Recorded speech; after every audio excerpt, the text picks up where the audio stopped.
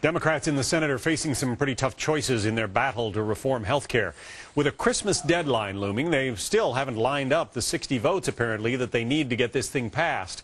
And some very contentious issues remain to be worked out, like abortion funding and how much the whole thing is going to cost.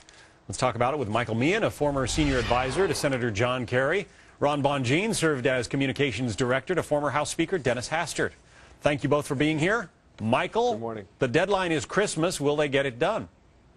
Yeah, I think they will. I think there's always a lot of hue and cry right up with a big bill like this.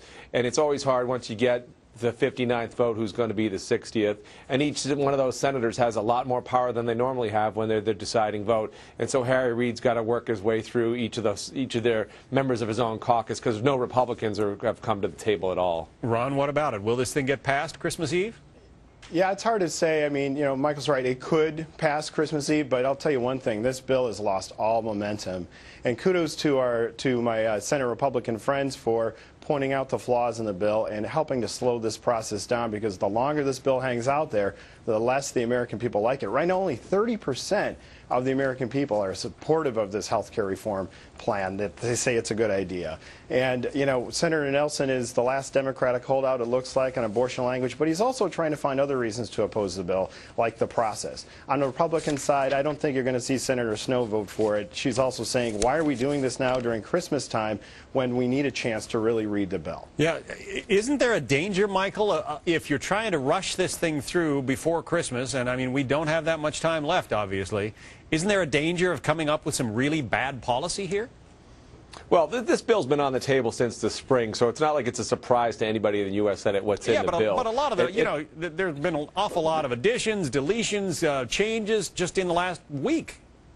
Yeah, there's been 2 or 3 things that have gone back and forth, but it doesn't take an eternity to figure out what they are. And as Ron has pointed out, all 40 Republicans are against it, so they can spend all their time reading it if they want. It's just really getting to that 60th vote, and how do you keep the tipping point of not losing some liberals while you're picking up some moderates? Well, let's talk about liberals and moderates. There was a big battle in the Senate late yesterday. Joe Lieberman, former Democrat, now an independent, battling with the Senate's one of the Senate's newest Democrats, Al Franken of Minnesota. Take a listen. I wonder if I could ask unanimous consent for just an additional moment. In my capacity as Senator from Minnesota, I object. Really?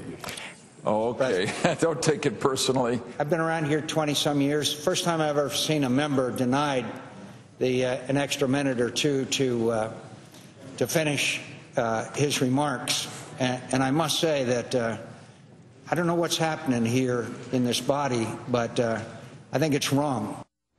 What about that, Ron? I mean, it seems like Harry Reid has bigger problems in his own caucus, really, than he does with Republicans at the moment. Yeah, Senator Franken certainly is not making any friends, on either side of the aisle. That was really partisan, and that's what this process has been. It's really been politics over patience, and it's been a process where the Democrats are trying to ram through a bill, cut off debate, so that the American people can't figure exactly out what's in it. They want to get it done by Christmas time, because as it spills into next year, the momentum completely slows. Members start looking at their election polling, or in their states, and they start having second thoughts. And it's really unfortunate. It's one of the first times I've heard that type of behavior on the Senate floor. Michael, what about that? I mean, if they were to come back and take a vote on this thing in January, are you fearful that it simply wouldn't pass? I worked in the Senate for 20 years, and the way that senators actually get focused is have a holiday deadline. So Senator Reid putting a holiday deadline. If it does slip into next year, there isn't any calendar that helps force people to bring it to closure, and that's why Senator Reid and the President have set the holiday deadline to have a final vote on it. It's just the way that procrastinating college students work. They don't get all the work done to the end. U.S. senators are very the same way. It's going to be a holiday deadline that's going to force a vote that'll bring it to closure. All right, Michael Meehan on the Democratic side, Ron Bonjean on the Republican side. Thank you. We've got an update for you this hour on the missing mother of 2, Susan Powell from Utah, who has disappeared almost 2 weeks ago. Investigators have been back again, searching her family's home. Police are with us next to talk about that. Also, Rick Reichmuth has more major weather news to bring us. A whole lot of rain you see there was going to turn into a whole lot of snow, affecting a whole lot of people. His forecast, what to expect.